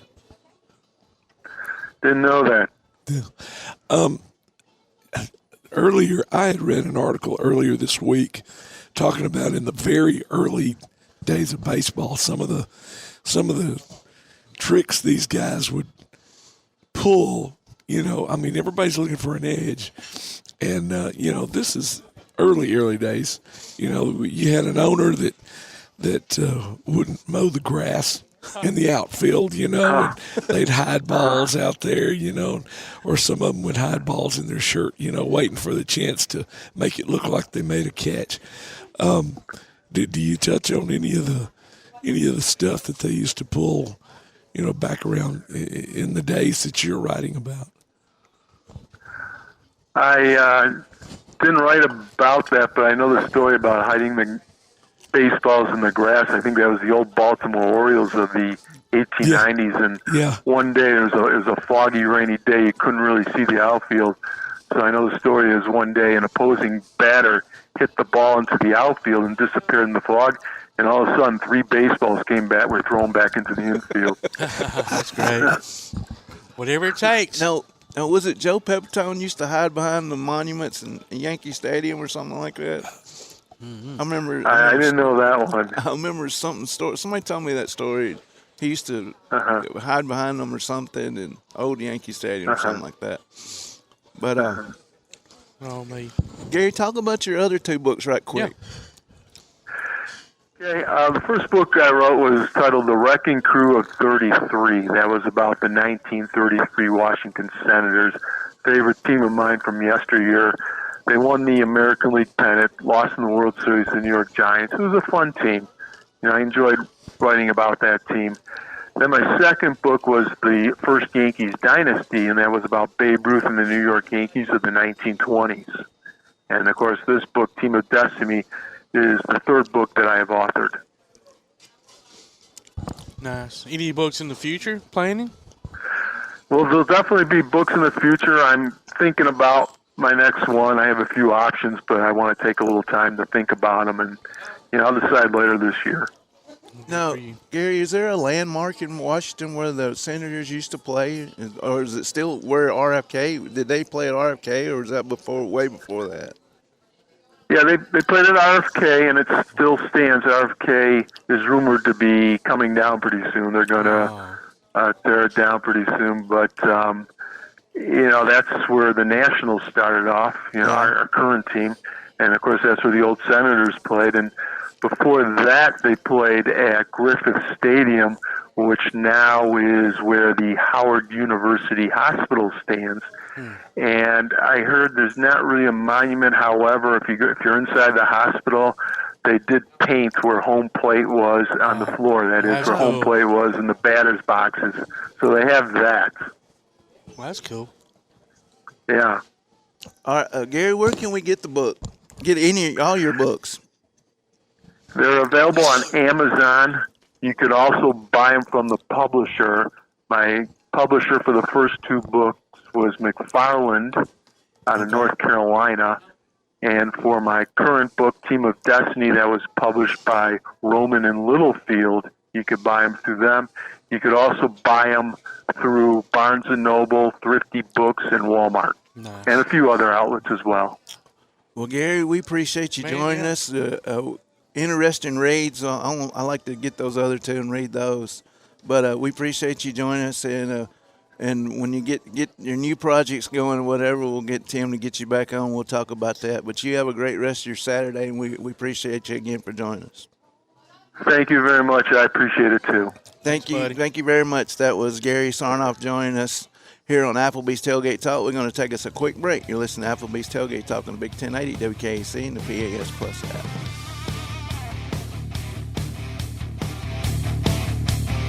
If you have a question, comment, or idea for Tailgate Talk, you can email it to tailgatetalk@hotmail.com. Remember, you can always call or text us during the show at 256-812-1848.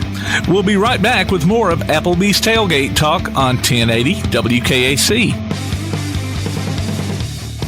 Your roof is the first line of defense for your home. Do you have water stains on your ceiling, paint peeling off your walls, shingles missing? It's probably time for you to get your free roof inspection. Locally owned and operated, licensed, and insured, Yellowhammer Roofing is the Yellowhammer State Hometown Team. Yellowhammer Roofing. Let our family protect what's most important to you, your family. 256-232-1933 or online at yellowhammerroofing.com. Davis & Cole LLP in Athens has served the area assisting individuals and businesses with bookkeeping, tax preparation and filing, and routine accounting.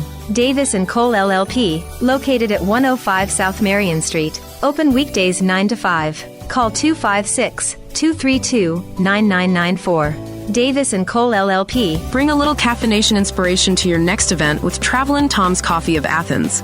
Turn up the heat in these cooler months with their signature products, including a full coffee menu, white chocolate mocha, lattes, frappes, energy drinks, lemonades, and teas. Travelin' Tom serves events of any size, concerts, neighborhood block parties, high school football games, you name it. Travelin' Tom's Coffee of Athens is sure to make any event a little sweeter. Visit Travelin' Tom's Coffee of Athens on Facebook or call them at 434-1734.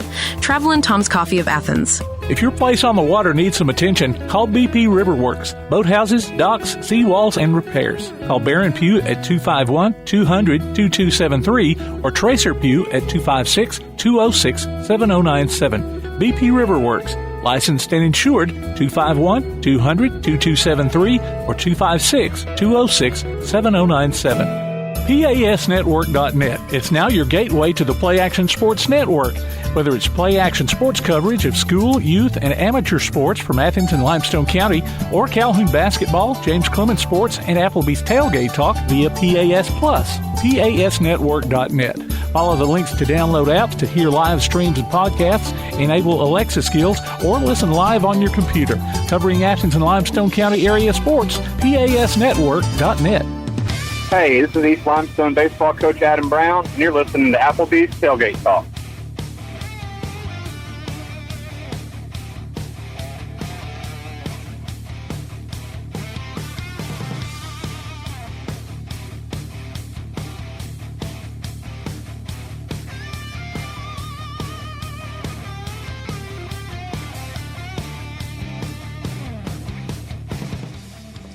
And welcome back to Applebee's Tailgate Talk. I'm Jay Vasher, joined by Coach Clint Legg and Todd the Bod Tomlin. And under the weather, but still hanging in there, is our producer extraordinaire, Tim Lambert.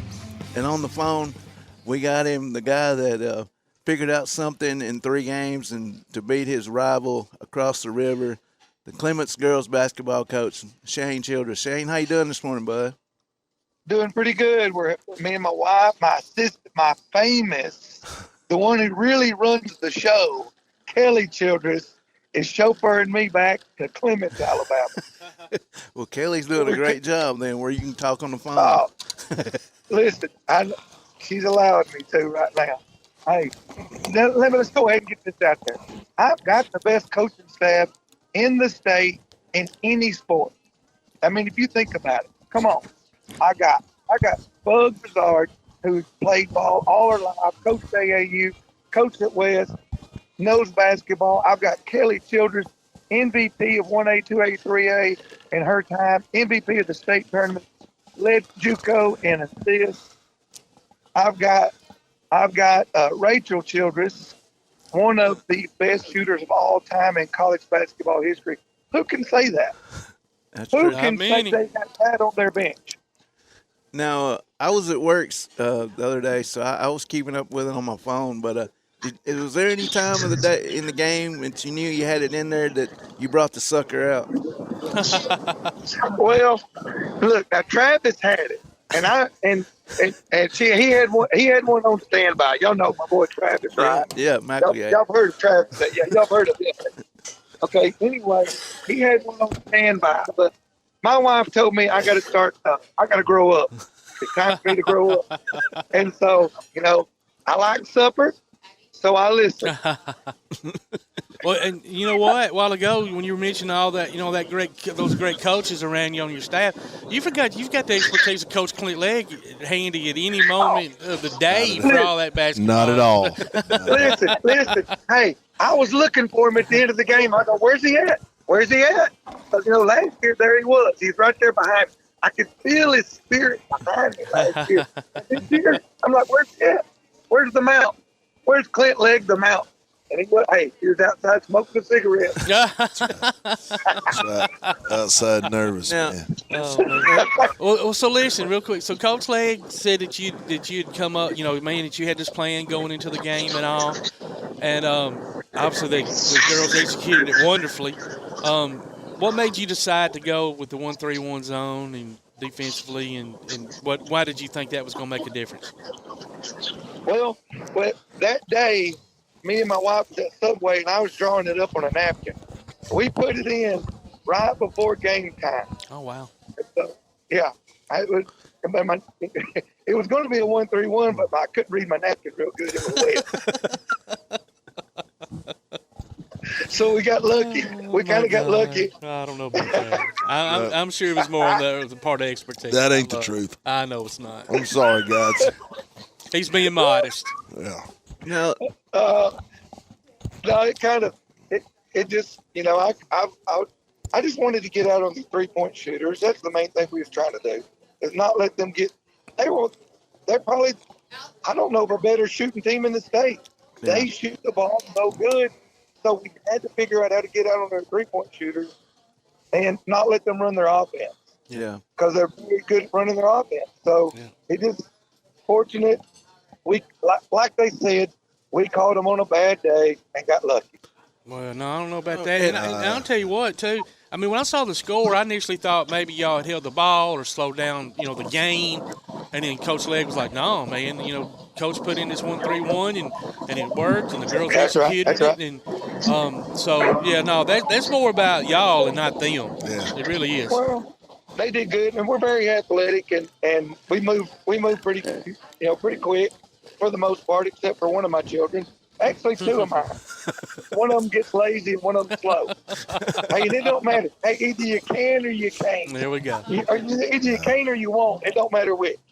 Now, Shane, the area championship game. After that, did you just flush that? Did y'all just say, "Look, clear your minds. We got more ball to play," or did y'all take something from that and to build towards what happened Thursday? Well, I had therapy for about 2 weeks straight. and so once I recovered from that, and my therapist is also my wife and my daughter. Okay, by the way. So they nursed me through it, both of them. And let me tell you, that Rachel, now, during the game, I can handle that. Don't argue with father or mother. Because she kind of walks the line there on that 10th commandment. But she's so intense. Yeah. So, man, she does a great job with me, coaching me. Hey, did I tell you I got in trouble at Winfield because of her? No, she chewed me out at halftime. Oh, yeah. I'm gonna talk to Clint Legg about that volleyball coach of his. but I'm gonna say this, man. I can tell you this because I was in there. After the game was over at Lauderdale County when they beat us by 30, it was some. I'm not saying it was Coach. We'll get them. We're going to work on this. We're going to work on that, the low-key version. Yeah. Jay's been in my locker room, and then all of a sudden Rachel explodes on how bad they played, how we laid down, what they really need to hear, being honest with them and really chewing them really hard. And then Coach is being – here's what Coach did. They went to work to win. They went to work to prepare. The girls, as well as our coaches, put in hours and extra hours of time to beat Lauderdale County. And the bottom line is they got outplayed, they got outcoached, and let Raleigh stay. They did. Yeah, they did. And Shane, one of our good friends, Caleb Kirby, he told me, he said, dude, I don't care what anybody says. Shane's got something up his sleeve. He's gonna beat them this fourth time. Listen, look, we intended to beat them every time, and I thought on paper we were better. Like somebody asked me when we were going over there for the area championship, y'all gonna win? I said, well, I think we are. I think we're 10 or 15 points better than them. But man, they had to say about that no, you're not yet. Shane, you sure did, man. But that don't matter because as we all talked about at Clements, guys, as long as they play that regional tournament in Wallace and not in Rogersville, we got a heck of a chance. And that's facts. There ain't no doubt. It's hard to win for that. Yeah, it is. Look, Shane, tell them about Trinity Presbyterian, who you play Tuesday, man. Hello? I think we lost him. He was breaking up there for a little bit. But there he is. Shane, tell them about Trinity Presbyterian, who you play Tuesday morning. Okay. They have everybody back from last year except one player. And early in the year, they had players hurt. That's why their record is what it is. They didn't have their team, and now they got their whole team back. Of course. And so they're similar to Lauderdale County, but more athletic. Yeah. And it's going to be tough because they're good. They're a very good team. But guys, I'm going to tell y'all this. I was there last year. We're up by 12 or 14 going into the fourth quarter. 8. And 8, my bad. Shane blows it. So maybe he won't blow it this time. Oh, wow. He had help from the referees, though. I'm just joking. God. Yeah, 4 fouls in the first half and don't foul out of the game. That's unheard of. Hey, well, listen to this now. This is the truth of the matter. I talked to several people. Last year, we was probably a 15 to 20-point underdog going into that game. And a lot of people know basketball. They said, hey, you were holding them off as long as you could. I go, yeah, I felt like we was and we only got beat by like 4. I think this year going in, we're probably 6 to 8 point underdog. You know, it's not that 15 to 20 point that we was last year. Mm-hmm. We've closed that gap, so maybe we can go down there and play one of our better games and get to the state championship game. Yeah. Do they do anything in particular that you could see might give y'all problems? I mean, are they really good outside shooters? Are they just real athletic? Yeah. They penetrate really well? Like, what do they do? They penetrate real well and kick. Oh, and they got shooters. They got good shooters. Their inside game, if the girl goes inside, she's pretty good, but they don't have a big, you know. Yeah. They're all guards, pretty much all guards. They all handle the ball well. And I would say 1, 2, 3, 4 of them are AAU players, if not 5. Oh, wow. Wow. So I assume they're good ball handlers across the board as well, Yes, it sounds yes. like. Yeah. Yeah. They're there to play basketball. Yeah. That's why they're at Trinity. So tomorrow night, is that a go for the community pep rally? Is that a go? Yes, I think so. I believe it is. Hope we can have a lot of people there and support our girls, because, man, they do. They work their tails off. They work hard for the community, so hard for the school, and trying to keep a good thing going here for Clements High School. I'm very proud of them. I really you am. should be. And you know what? A lot of people are proud of you and your staff. I mean, y'all wouldn't have it any other way. You're making them work hard, and they're willing to be coached up, and, you know, that's a good recipe for success. So, yeah, they can handle coaching. They do a great job of handling coaching, you know, which is rare this day and age. Yes. Yeah. Absolutely is. And Shane, I think Asia, she's playing a lot better later in the season. She's Well, you had, look, when Shaq went down, Asia had to step up, and then Josie had to step up, and Juicy had to step up. And I think they've all done a good job of trying to fill that. Yeah. Especially Asia. Asia is not a. Lost him again. You there? No, I'm back. I'm back. Okay. You know that part of Birmingham where you outside of Birmingham? That's where I'm at. Yeah, a little area. Going down those hills there. I think Asia's not like what you were saying, Coach. Is she's not an 8th grader anymore. She don't play like that. No, she's not an 8th grader no more. Yeah, and she's so smart, and she plays so hard now. You know. Agreed. And everybody on the team loves her to death. I mean, look, she's a lot like her mama, and she is fixing to come out of that shell, and she's fun. Her mama's hilarious. Her mama is a cut up, and she's coming out of that shell. And all the team really, hey, they were fighting over which room she would be in at Birmingham. They all wanted her in the room. That's great. Awesome. That's awesome. Yeah. Awesome. Like I said, man, and like we always say every time, if we can get KK, which is our big that plays like she play like a big girl. But she really gets after it. If she has a good game, I feel like with her having a good game of 10 to 12 points that we can beat anybody. Right. She should give them problems. I think that's a tough matchup for them. If she calms down and has a big game, I like her chances. I really do. I do too. Because she's a tough matchup. She's a matchup problem. Yeah. And what Shane's talking about is we're having a big community pet rally tomorrow at 7. At 6, we're selling chicken plates to go towards our kids and our basketball team. Then Tuesday we play at 9 a.m. We got the early ESPN 3. Yeah, what do you think about that, Coach? That's awful early. And obviously to schedule that, get up early enough to maybe get a little something in their belly, but not too much. And, I don't know. It's just a weird time. It is a tough time because, I got a couple that they ain't morning birds. I can tell you that. Mm-hmm. I mean, Josie stumbles out of the bed. She can barely get to the car. So I'm telling you, I don't know. They practice. But we've been trying to get them up. They practice this morning at 9. Rachel and some bug had them at 9, and then we're gonna go today again at 3. Yeah. And Monday morning at 9. There we go. So they give you a shoot around at the Civic Center just to get used to the surroundings and all that? Do they do that? No. Nobody gets to get in there and shoot. You have to schedule your practices in a local high school Outside, gym, yeah. or local college. It's been that way for years. That's what's up. But Shane does work for probably the greatest principal in the county. He's going to buy practice at Clements I think at 9 so. o'clock in the morning. 9 o'clock in the morning. Go. That's awesome. But Shane's got they got the UAB connections, guys. They can go there and shoot as much as they want to. Okay. I'm looking forward to it, man. I'm looking forward to it. But all that being said, man, me and Shane talked about it, guys. We talked about before we played Lauderdale County. It's been another great year at Clements. I think Clements girls basketball is the pride of the community right now. It's put Clements back on the map. Yep.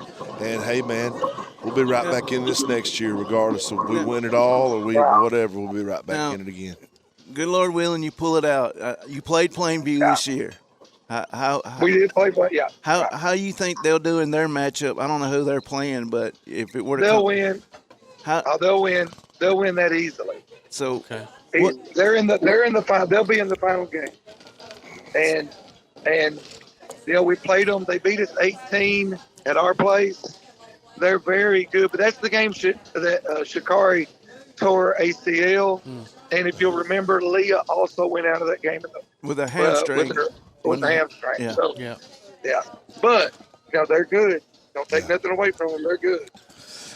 We got a text asking if the games would be on TV, and I'm assuming they would be on. It's on that just the finals are on PBS. Okay, just the finals. So if you got NFHS, the games will be on there. They may be on WO2M locally if you on Spectrum. Yeah, that's kind of what I thought. That's crazy, man. There's so many other states that broadcast the whole stinking tournament. We should be doing that as well. But Shane, we appreciate you joining us, bud. Good luck. Yeah, I enjoyed it. Good luck luck for you, man. And I appreciate Shane's assistant coaches. Yes. I'm just joking. I appreciate it, man. It's awesome. That's right. Go, Coach. Saddle up, baby. That's right. See y'all guys. Good luck, you. man. See you, bud. Thanks. That's Coach Shane Childress, the Clements girls varsity coach, and we're going to take a quick break. You listen to Applebee's Tailgate Talk on the Big 1080 WKAC and the PAS Plus app.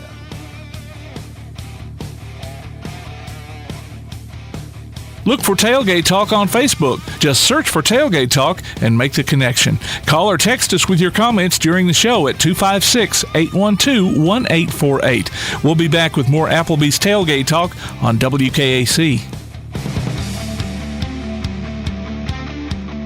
Limestone Drug, located on the square in downtown Athens, is your local Health Mart pharmacy. As your local Health Mart pharmacy, Limestone Drug is locally owned and has a personal commitment to the community. Limestone Drug honors prescription drug plans, including Medicare. They accept flex spending cards and fill prescriptions in minutes, not hours. Limestone Drug knows there's nothing more important than your family's well-being. So shop Limestone Drug at 200 West Market Street in Athens, your local Health Mart pharmacy. Limestone Drug, caring for you and about you. From day one, First National Bank has been built on a strong foundation of community first. First to lend a helping hand, first to help with community events and fundraisers, first to support local students, athletic programs, and civic organizations, first to support events like United Way, Relay for Life, and many more charitable events, and most importantly, working for our great community. Without you, there'd be no First National Bank. Making communities great together, that's what we strive for. Equal housing lender, member FDIC. Daly & Son Car Care is Ardmore's only one-stop auto repair and tire shop.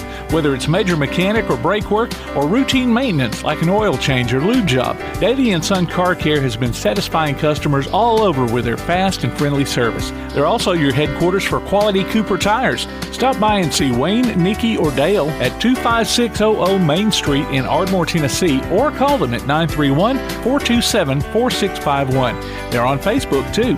Daly & Son Car Care, open Monday through Friday, 7:30 till 5, and Saturday, 7:30 till noon. For screen printing, sign printing, banners, logo design, and more, look no further than That Shirt Printing Place. Located at 709 North Jefferson Street in Athens. Call 256-444-1827.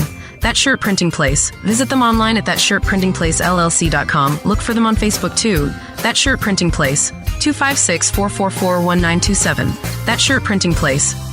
Applebee's Tailgate Talk wants to recognize our local athletes, and you can help.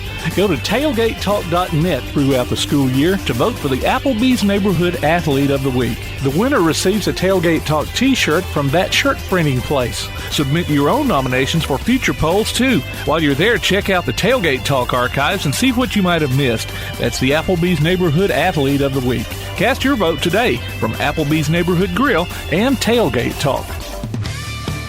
Hey, this is Will Lowry, former safety for the University of Alabama, and you're listening to Applebee's Tailgate Talk. And welcome back here to Applebee's Tailgate Talk. We're live here at Athens Applebee's, and forget about it. Tim, who is our? I'm sorry. Let's get your stuff together here. Who is our Athlete of the Week and our Huntsville Havoc ticket winners? Okay, our Athlete of the Week is Ethan Johnson of ABS. And then Hal with the Havoc winners are Rosemary Burgess, Tanya Novales, Teresa Ray, and Glenn Brewer. So Ethan gets a gift card from Applebee's and Tailgate Talk t-shirt. And then Hal with the Havoc winners get tickets to see the Huntsville Havoc. So. Congratulations, dog. Yeah, congratulations to him. Coach Wins, Miss Legnan played softball again. Yeah, we played Monday, Tuesday, and then this weekend. They've played several. They played about 19 games so far, and the team's doing pretty good right now, man. I mean, they've been like Willie Nelson on the road. That's the way it needs to be. Though, Are they doing any double headers at all? We did a double header the other night against Scottsboro, and beat them pretty good. It was a pretty good deal. And other night we played at Coleman, but it was varsity first, JV next, and the JV team did real well. I mean, they played one. They won like 14-1. Oh, nice against Coleman. But next week they play, I think, Catholic at home, and then I don't know who else it is, but they go on the road to Decatur to a tournament Friday and Saturday. Well, looks like Bob Jones. Yeah, Bob Jones. The day after that. So. Yeah, we beat Bob Jones. Yeah, I was gonna say 5-3 in the Vestavia Hills tournament. So, but they're pretty good, and they're 7A schools. So how's Lucy's team? Real good. I mean, they won the other night. Lucy's kind of double dipping with the varsity and JV, and she's doing pretty good. I know she loves that, don't she? Absolutely. Absolutely. Lily don't love it, but Lucy loves it. That's fun. Oh, God. So, Seth's baseball team and Jessica's softball team, how they're doing? We kind of blew one last night down there playing Faultville. Late innings, baseball's still a game of you got to hit your spots, and one of our pitchers didn't, and they hit one up there on the up top to go ahead and end up beating us by one run. Some things Seth's got to work out as far as base running and how to run bases. I know it sounds elementary, but guys, our kids at Clements, the difference in West and Clements is in baseball, softball is some of those girls play all year. Yeah. Our girls don't play all year. Our boys don't play all year, and it puts them behind the 8 ball a little bit, especially early in the season. Yeah. But you would think, though, at that age, that's like you said, that's kind of an elementary thing. You would think. Mm-hmm. But when you're not playing all year round and you're not keeping that in your system, sometimes those are things. Yeah, and you would hope you wouldn't have to teach a 10th, 11th, 12th grader those things. I had this question asked to me the other day: how many days a week does Lily go and hit? Every day. Every day. What? Every day. Because that's the only way to get better. It is, and you ain't got to swing we used to try to get 100 when we were little. Now we try to get quality ones. Yeah. If she does a quality day of not that many, hey, let's go home. Okay. Now she fusses with me about it, but I have to kind of make her do it, I like that, though. You know what? I mean, you said, there's some days you just ain't got it. And then there's when the days that you do, and you're in that groove. Right. That's right. No sense of continuing it. So. That's right, man. And I look for big things in their pitching. And those two Kyle girls at West are doing a great job on the mound pitching. The others are hitting. The whole lineup from top to bottom is hitting. And that's huge, man, right now. And boy, it makes it fun, too, don't it? It does. I love watching that game. I wish I was kind of watching, Bama's at UAB this weekend. I wish I could have drove there, but my daughters are getting old and they don't love me like they used to. So I don't want to go by myself. It only gets worse. And one's getting close to start driving her own car. So no, I don't have Zach anymore. Zach would go from here to Vermont with me if I wanted to go watch something. He sure would. Sure do miss him.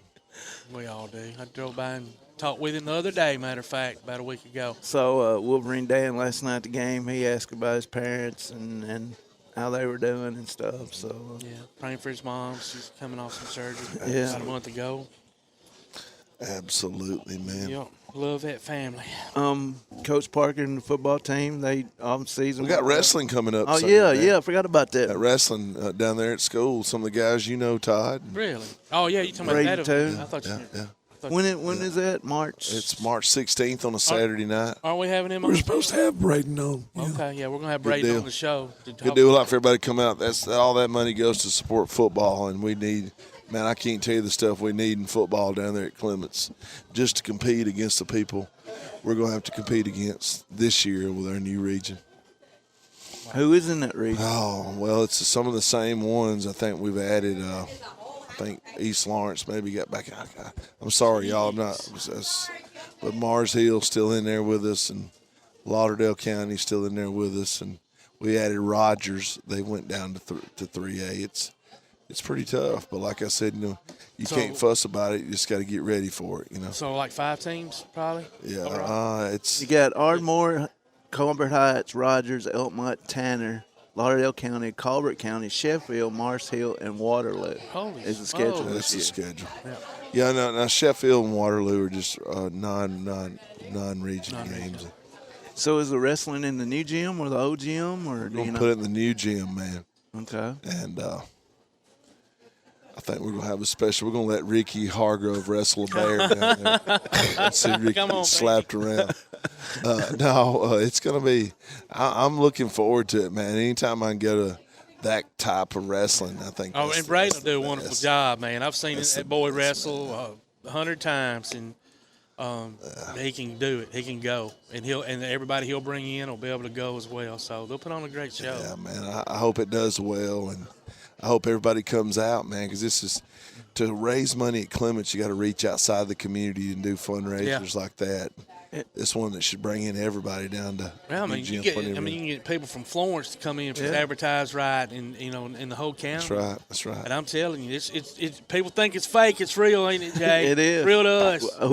Funny Ask story Andy Kaufman, it's real. That's right. Funny story. We went to Sheffield this years ago when he was down there coaching, and they had a wrestling event down at the rec center. And him knowing a guy that was in the promotion got him in the show part. Oh, nice. He calls him out in front of everybody. So maybe Braden will call you out or something. No, he ain't calling me out. I ain't getting in that ring with that boy. He ain't gonna hurt me. But that night was one of the last times the Bullet was in action over Bob Armstrong, man. Oh, that's awesome. Man. Yeah.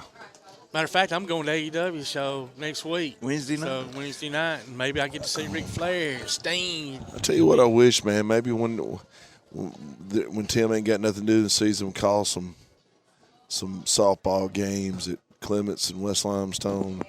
When we play somebody good. Still working on our facilities at Clements, but I'm telling you guys, you need to come in there and check it out, how good of a job Jessica and we got to do, and Brad Durham and some of our parents have really done a good job with our baseball and especially our softball field, how good it looks there now. Good. Even though we've got a new dressing room, locker room, we still I want everybody in the county to do away with chain link and do the nets. Yeah. Because everywhere you go, that's what it is now. Yeah.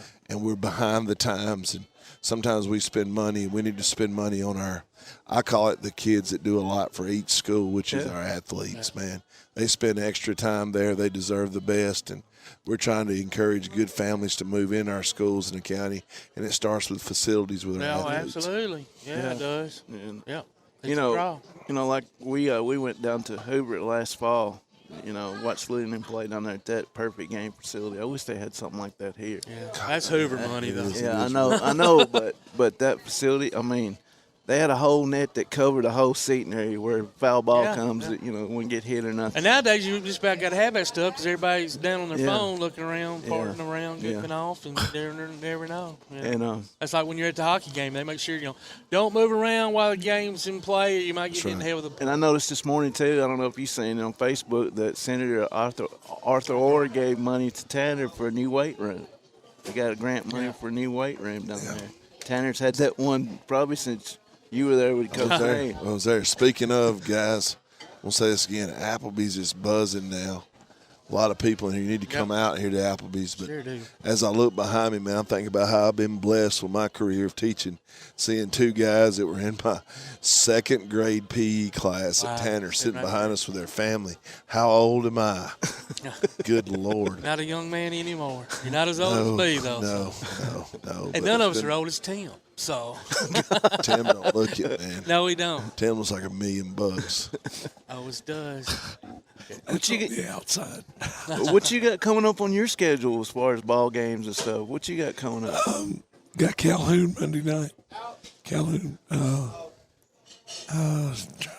When you got men's or women? Men's.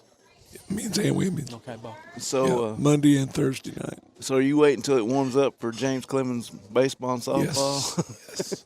Well, since sitting in the cold. Yeah, I mean, it's actually been warmer than I thought it was going to be. Yeah. But you never know. This time of year, it could be 20, it could be 80. As soon as I show up, then it'll be just freezing. I know. Last Saturday wasn't 80. Nope. I know. What is it? Next weekend, James Clemens plays at Toyota Field. They play East at 11. We're doing that one. We're doing, not the East Limestone, but they're playing Shelby County that afternoon. East Shelby County and James Clemens, they're all playing like a little round robin at Toyota Field next Saturday. What time does it start, The East plays at 11, and then they play Shelby County after that. 4 o'clock. And then James Clemens and Shelby County play at 4. Yeah. So. Okay. Nice. The kids will love that. Yeah.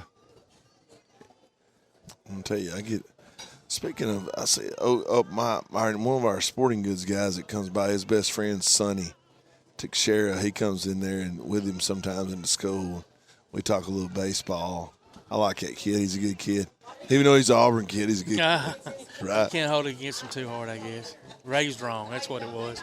Well, guys, it's been a fun show today. Yeah. And I've had a blast. And thanks to all our guests. Thanks for David and Laney showing up today. And we'll do it all again next Saturday. Good Lord willing, creeks don't rise. There we go. So for Coach Clint Legg and Todd DeBod-Tomlin, our producer extraordinary, Tim Lambert, Tomcat, getting back here soon, buddy. We miss you. Yep. I'm Tojo J. Vassar. We appreciate you joining us. You've been listening to Applebee's Tailgate Talk on the Big 1080 WKAC and our PAS Plus app. We'll talk to you next week.